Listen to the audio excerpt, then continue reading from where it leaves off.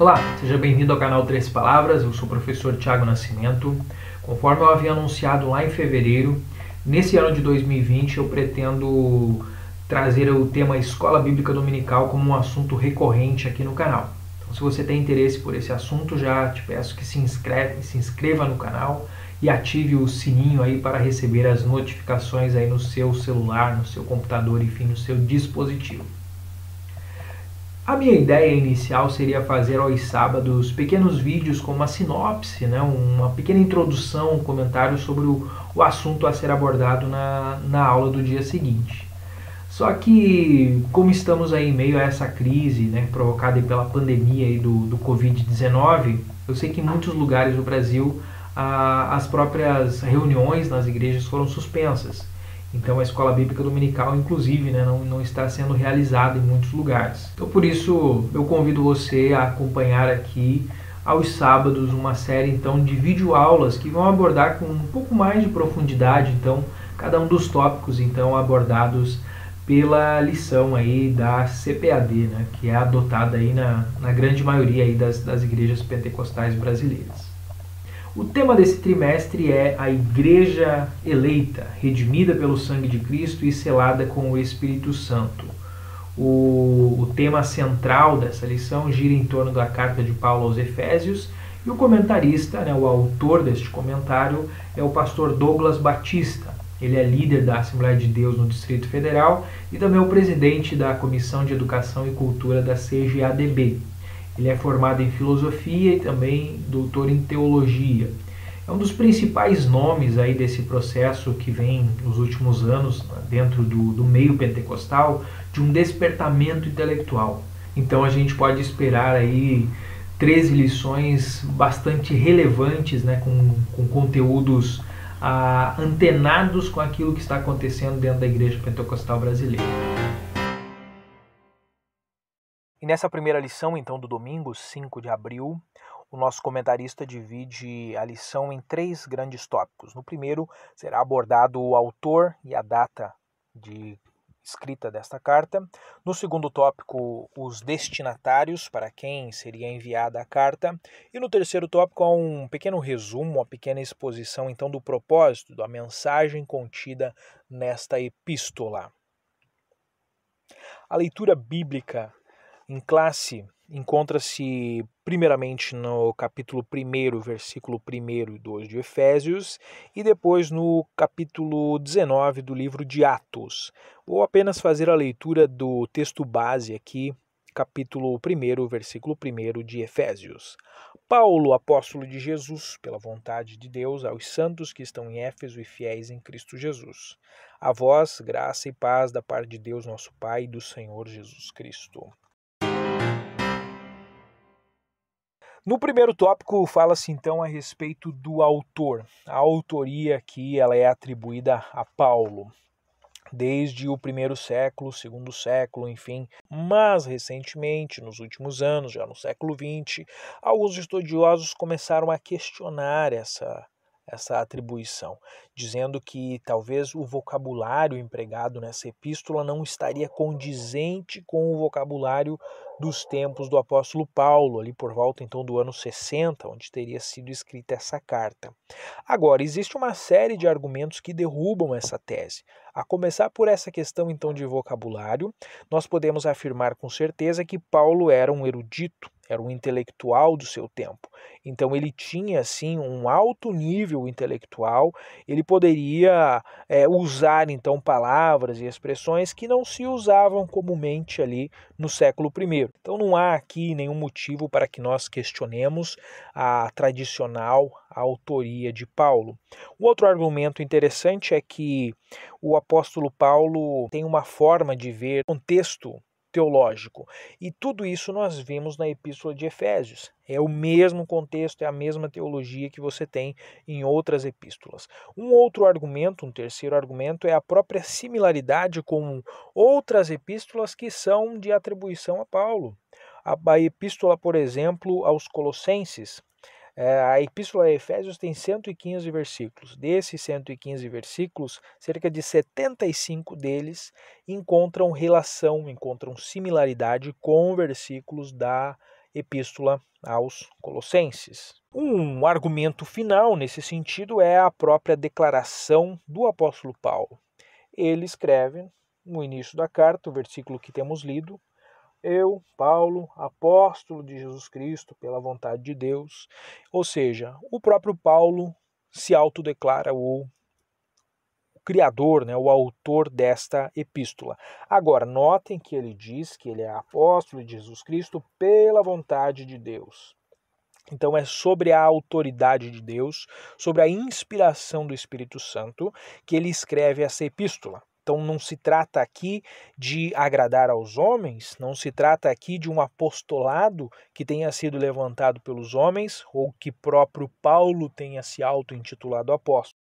Inclusive os Orígenes, Clemente, aqueles primeiros pais da igreja do século I e II, nenhum deles ousou questionar a autoria de Paulo nesse sentido. Então não vamos ser nós aqui no século XX, século XXI, que vamos começar a pôr em descrédito algo que durante tantos séculos foi tido como verdadeiro. Há aqui um detalhe interessante em relação ao nome do apóstolo. Ele se identifica como Paulo. Agora, não há uma alteração divina posterior ao nome de Saulo para Paulo, como é corrente em alguns círculos evangélicos. Eu já vi, inclusive, pregações onde o pregador colocava que Saulo perseguia a igreja, mas depois do encontro com Cristo ele foi transformado em Paulo e passou a ser um defensor do evangelho. Talvez boa parte desse erro, digamos assim, histórico se deve àquele hino da harpa cristã que fala justamente com essas palavras, que Saulo, muito zeloso pela lei foi Saulo, perseguia o povo de Deus, mas transformado foi em um Paulo, pois achou ele a rosa dos céus. Está no nosso hinário, na harpa cristã, é cantada, uma bela melodia, uma bela letra, mas nesse sentido ela se torna um pouco dúbia. Alguns irmãos então podem ter extrapolado, tirado uma interpretação de que teria sido Deus quem havia transformado Saulo em Paulo. O que temos aqui, na verdade, é a forma hebraica do nome de Paulo, e aqui nós temos a forma latina, a forma romana. Então era o mesmo nome. É como, por exemplo, o meu nome, Tiago. Se nós formos ver aqui na nossa Bíblia em português, nós vamos encontrar ali a Epístola Universal de Tiago. Agora, se nós pegarmos uma Bíblia em inglês, nós vamos encontrar a Epístola do James. Então, quem é esse James? É o mesmo Tiago. Apenas o nome, a versão em inglês, a forma inglesa do nome é James, enquanto que a forma em português é Tiago. Assim como a forma em italiano seria Giacomo, a forma em espanhol seria Santiago. Então há diferentes variações linguísticas devido a essa diferença entre uma língua e outra. É o caso de Paulo e Saulo. Então ambos são o mesmo nome. Saulo, a versão hebraica, Paulo, a versão romana. O nosso comentarista foi bastante feliz ao colocar que Saulo provavelmente seria derivado de Saul, isto porque tanto Saul como Saulo eram da tribo de Benjamim. Então é provável que quando o pequeno Saulo nasceu, seus pais colocaram o nome de Saul como uma homenagem ao patriarca, esse antepassado aí da tribo de Benjamim. E notem que Paulo faz questão de utilizar a versão romana. Em todas as epístolas do Novo Testamento, nas 13 epístolas que Paulo escreve, em todas elas ele se apresenta como Paulo, apóstolo de Jesus Cristo, apóstolo aos gentios, mas sempre Paulo, a forma latina. Isso já demonstrando o seu apostolado, que não era um apostolado para os judeus, que ele não veio para os da circuncisão, mas sim para os não-judeus, para os gentios. E ele faz questão, então, de enfatizar o seu chamado ao se apresentar como Paulo e não como Saulo. Concluímos, então, o nosso primeiro tópico com a questão da data.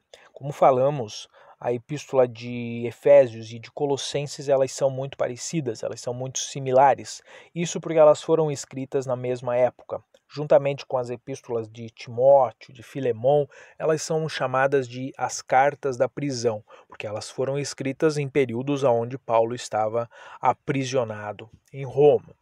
A questão aqui é que existem dois períodos de prisão. No primeiro deles, por volta do ano 60, 62 depois de Cristo, Paulo foi até Roma e ficou em prisão domiciliar enquanto esperava o seu julgamento. Dessa primeira prisão é provável que ele tenha sido absolvido. Depois de alguns anos, 2 ou 3 anos, ele foi solto. E aí vai haver uma segunda prisão, um segundo período posterior, por volta de 66, 67 depois de Cristo, do qual ele acabou então sendo condenado e martirizado.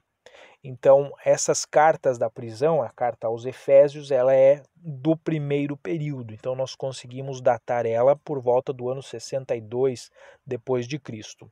Já a carta de Timóteo, segundo a Timóteo, por exemplo, é uma carta desse segundo período, onde Paulo já tem uma outra visão, ele já coloca que está sendo oferecido em libação de sacrifício, ele pede para que Timóteo se apresse, para que venha antes do inverno. Então há todo um sentido de urgência que nos mostra claramente que a sua condenação já havia sido anunciada e ele estava apenas esperando a ordem, de execução. Então, carta de Paulo aos Efésios é escrita sim pelo apóstolo Paulo num período de prisão, provavelmente no ano 62 depois de Cristo, o local a cidade de Roma.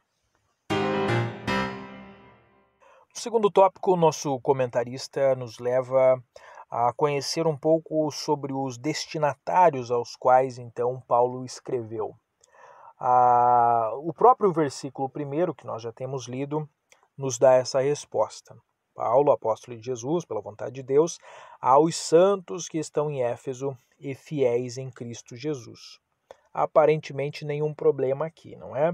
Não fosse pelo fato de que em alguns dos manuscritos do passado que foram encontrados, não existe essa expressão santos que estão em Éfeso. Então, para vários manuscritos do passado, o versículo 1 diz que é Paulo, apóstolo de Jesus Cristo, pela vontade de Deus, aos fiéis em Cristo Jesus. Então, não faz uma referência à cidade de Éfeso.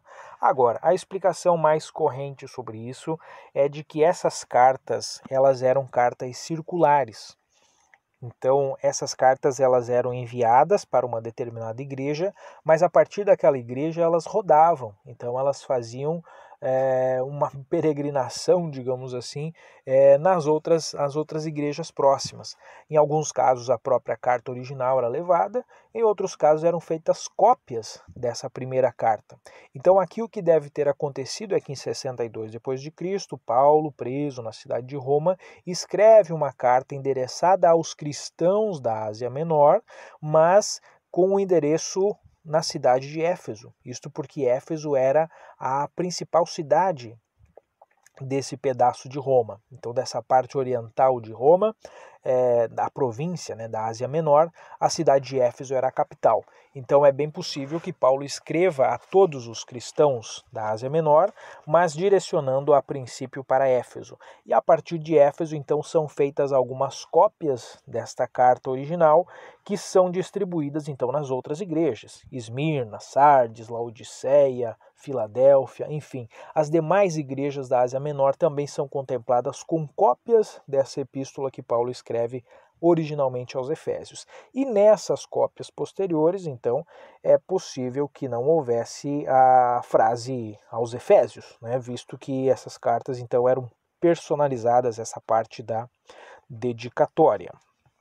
E a Ásia Menor que nós nos referimos, então, não estamos aqui tratando do continente asiático, nós estamos nos referindo à província romana que tinha esse nome, então, de Ásia Menor. Essa província, então, englobava uma parte, então, da atual Turquia, essa parte que nós podemos ver, então, nesse detalhe aqui no mapa. E a cidade de Éfeso, como comentei, era a capital dessa província. Esta cidade era uma cidade muito importante.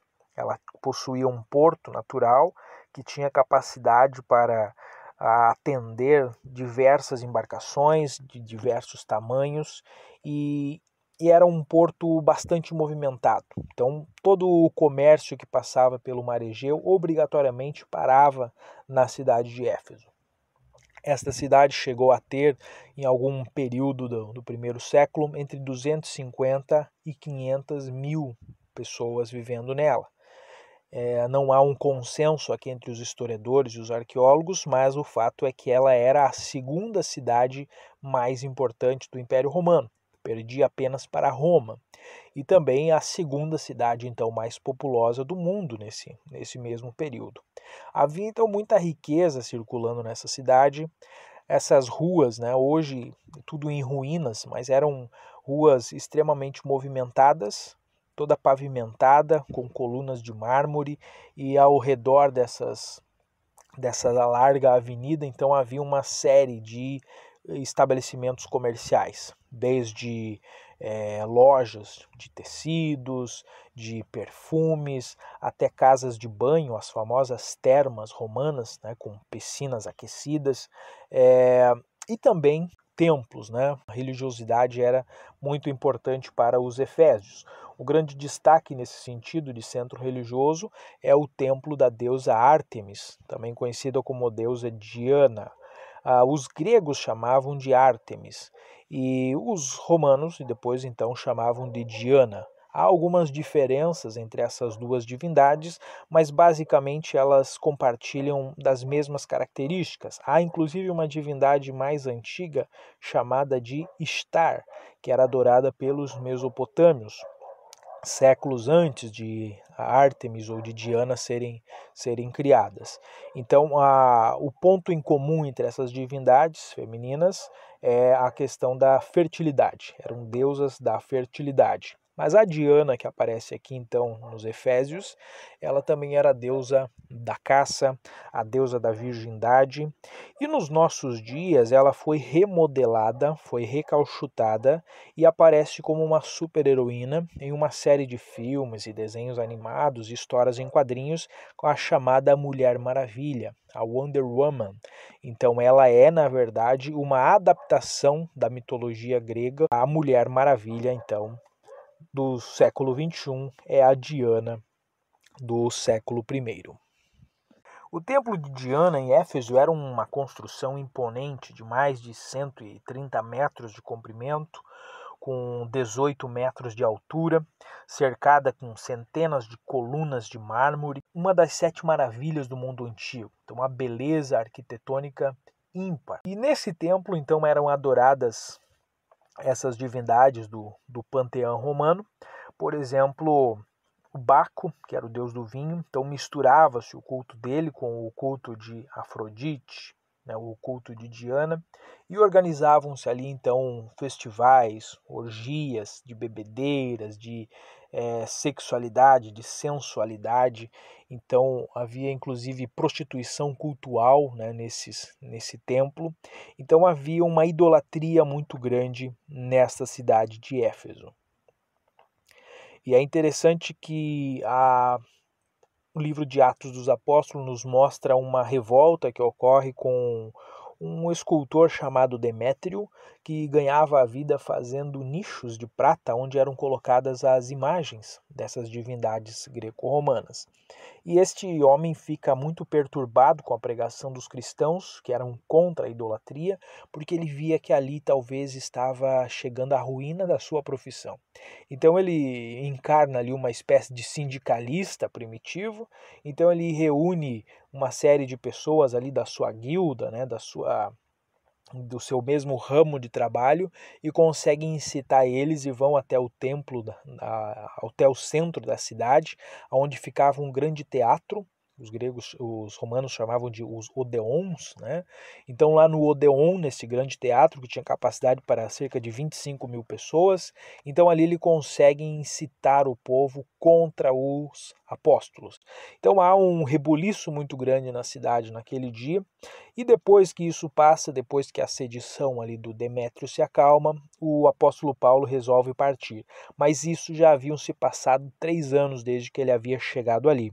O texto inicial desta lição, nós lemos apenas o Efésios 1, o Atos 19 ele nos mostraria um pouco desse contexto. Então você pode aí na sua casa fazer a leitura desse texto para que você entenda melhor. Mas de forma resumida, a Bíblia nos diz que na segunda viagem missionária de Paulo, no capítulo 18 do livro de Atos, ele passa por ali e deixa o casal Priscila e Áquila na cidade de Éfeso. E ele passa uma semana, talvez, conversando com os judeus, ensinando na sinagoga, e os judeus pedem que ele fique mais tempo, ele diz, não posso ficar, eu preciso voltar para Antioquia, mas se Deus quiser, se Deus permitir, eu volto com mais tempo. Ele acaba voltando então na terceira viagem missionária, algum tempo depois, e ali ele acaba passando então 3 meses ensinando na sinagoga, e depois ele vai passar mais de 2 anos numa sala alugada na chamada Escola de Tirano. É provável que esse Tirano fosse algum filósofo da cidade de Éfeso. A cidade de Éfeso, essa região da Ásia Menor, desde a época dos gregos, ela era famosa pelos seus mestres. É dessa cidade de Éfeso que surgiu o filósofo Heráclito, que tem a ideia da fluidez, de que tudo flui. E ali do lado, na cidade de Mileto, surgiu Tales, que era o contrário, o oposto de Heráclito, que dizia que não havia mudança. Então, Tales e Heráclito eram 2 importantes filósofos pré-socráticos, né, da época da era grega, e eram ali dessa região. Então havia uma tradição filosófica muito importante nessa região da Ásia Menor, em especial aqui na cidade de Éfeso. Então é provável que Tirano fosse algum filósofo, né, que tinha então esta escola, esse centro de difusão cultural, escolar, ali na cidade de Éfeso. E Paulo aluga este salão, esta sala, para fazer as reuniões, né, para fazer ali as suas pregações. E durante mais de 2 anos, então, ele passa fazendo isso. Diz a palavra de Deus que ao final desse tempo não havia ninguém que não houvesse ainda ouvido a mensagem da palavra de Deus. E aí Demétrio arruma essa confusão e Paulo precisa sair fora. Isso aqui, para mim, me traz um ensinamento muito importante, de que muitas vezes Deus precisa fazer coisas que parecem terríveis, que parecem ruins, que aos nossos olhos parece que estava tudo indo muito bem e a gente acha que é ali que nós precisamos ficar. E aí Deus vem e coloca algo que nos incomoda. Que Deus nos dê a sabedoria, né, a capacidade de entender quando o tempo dele fechou, quando o tempo dele está completo, para que a gente não fique insistindo numa ideia, num projeto, quando Deus já não está mais naquele negócio. A cidade de Éfeso, então, continua a ter a sua importância ao longo dos anos. No caso do cristianismo, ela vai ter um grande florescimento a partir do século I e II. Já no século I, ela provavelmente foi pastoreada por Timóteo. Quando Timóteo recebe a sua primeira epístola, é provável que ele fosse pastor na cidade de Éfeso. Inclusive o apóstolo João também teria passado os seus últimos anos de vida nesta cidade.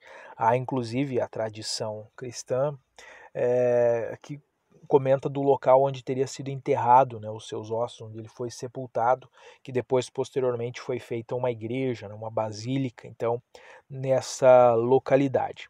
E se João esteve ali, é provável que Maria, mãe de Jesus, também tenha andado por ali. A tradição diz que ela também morou na cidade de Éfeso. Temos o costume de imaginar que o Apocalipse foi o último livro a ser escrito, né, porque ele vem fechando a Bíblia, a revelação de João, mas é fato que João teve a visão do Apocalipse enquanto estava exilado na ilha de Patmos, mas ele não morre em Patmos. Daí Patmos ele volta para o continente, se estabelece então provavelmente na cidade de Éfeso, e é lá que ele vai morrer então depois já com uma certa idade, né, bem avançado de idade.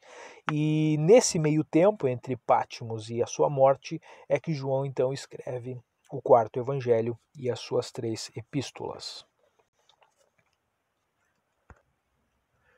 No ano 263, a cidade foi destruída pelos godos, aqueles germânicos, né, bárbaros germânicos que a invadiram. Depois, ao longo dos anos, ela vai ter a sua importância econômica sendo diminuída devido ao porto ficar impraticável. Tudo isso vai fazendo com que a cidade de Éfeso comece a perder a sua importância. Em 614, ela vai ser destruída, semi-destruída por um terremoto, e ainda no século V, alguns cristãos radicais já haviam derrubado o altar da Diana, né? O grande templo de Diana havia sido derrubado. Algumas dessas colunas de mármore do altar do templo foram levadas para Constantinopla, onde serviram até para a construção ou a reforma da grande catedral Hagia Sophia. Podemos ver aqui na época dos bizantinos. E hoje, se você for então onde ficava esse antigo templo de Diana, você vai encontrar essa única coluna, que nem é uma coluna original. Ela foi erguida então já no século XX com restos, né, com pedras ali que tinham sobrado da antiga construção. Então foi completamente derribado o templo de Diana. E a própria cidade, então, depois do século VII, ela deixa de ser ocupada e a habitação mais importante, a cidade mais importante atualmente é a cidade de Selçuk, que fica a 3 quilômetros então da antiga Éfeso. Hoje Éfeso é basicamente um local de visitação histórica, arqueológica, e a grande cidade de Éfeso caiu. Isso nos remete, nos lembra cartas de João às igrejas da Ásia Menor. A primeira carta, no capítulo 2 de Apocalipse, é justamente para a igreja de Éfeso. E há uma série de elogios, já entrando aqui no tópico 3 da nossa lição. O propósito dessa carta, né, ela não há um problema específico que Paulo precise tratar aqui. E 30 anos depois, quando João tem a visão do Apocalipse, também não havia um problema doutrinário muito relevante. Percebam que Apocalipse 2 fala que ela é uma igreja que rejeitou o mal, que é paciente, que trabalha com afinco, que pôs à prova os falsos apóstolos, que perseverou, mas ela perdeu o seu primeiro amor. Essa é a única referência negativa que João faz, né, que Cristo faz através de João a respeito da igreja de Éfeso. E que se ela não se arrependesse, não voltasse ao seu primeiro amor, ela seria destruída, ela se perderia. E infelizmente é o que vemos acontecer. Então, que Deus tenha misericórdia, que Deus tenha piedade de nós, da igreja brasileira, né, do século XXI, que nós também não venhamos a esquecer do primeiro amor, não venhamos a deixar de cumprir aquilo que Deus tem preparado para cada um de nós. Na conclusão da nossa lição, o comentarista coloca 3 ênfases que o apóstolo Paulo dá e que muito provavelmente vão ser destacadas nas próximas lições. A primeira é o cuidado com os novos convertidos em relação às religiões de mistério e magia que eles praticavam. Muitos deles eram ex-ocultistas quando se converteram. E Paulo tem esse cuidado, então, de mostrar Deus como superior, Cristo como superior a todas as potestades e divindades. Isso está no capítulo 1, versículo 21 e 22. Uma segunda ênfase é dada aqui no cuidado com o estilo de vida novo que precisava ser adotado por esses novos convertidos. Então eles participavam antes das imoralidades, das bebedeiras, dos sacrifícios, das orgias, né, cultuais, e tudo isso com base nas obras da carne, por cumprir os prazeres da carne. Isso está no capítulo 2, a partir do versículo 1. E uma terceira ênfase aqui é dada à preocupação com a unidade e a paz. O apóstolo Paulo faz, a partir do capítulo 2, versículos 11 em diante, e depois, a partir do versículo 3, um breve tratado a respeito da igreja, do seu papel, E nesse ponto ele coloca que Cristo é a cabeça. Há essa figura muito forte, muito marcante, Cristo como cabeça e a igreja como um corpo. E este corpo tinha judeus e tinha não judeus, e tinha gentios. Mas agora, judeus e gentios que outrora eram diferentes, eles eram iguais, eles eram idênticos através do sacrifício de Cristo. Todo esse plano de redenção universal é revelado por Paulo a partir do capítulo 2, versículos 11 até 18. O que nos leva aqui na nossa conclusão aos 5 eixos temáticos que o comentarista cita. Vocês podem acompanhar aí na tela. Todos eles vão ser devidamente analisados nas próximas lições. Então, as próximas lições, dessas 12 lições bíblicas aqui, vão tratar de cada um desses aspectos e vão expandir eles, né, de diversas formas. Então, eu convido você para assistir nos próximos sábados, as próximas 12 lições desse estudo, né, organizado aqui pelo pastor Douglas Batista, em cima do livro, então, dos Efésios, né, a carta de Paulo aos Efésios. Eu espero que isso tenha servido para a sua edificação e rogo a Deus que nos abençoe, que olhe pela nossa nação, para que em breve nós possamos estar aos domingos na casa de Deus, aprendendo isso com os nossos professores, com nossos pastores, com aquela mensagem personalizada que o Espírito Santo tem para cada um de nós. Mas enquanto isso não acontece, então eu peço a você que continue a acompanhar aqui os próximos vídeos aqui no canal. Que Deus nos abençoe, graça e paz. Fiquem todos na paz do Senhor.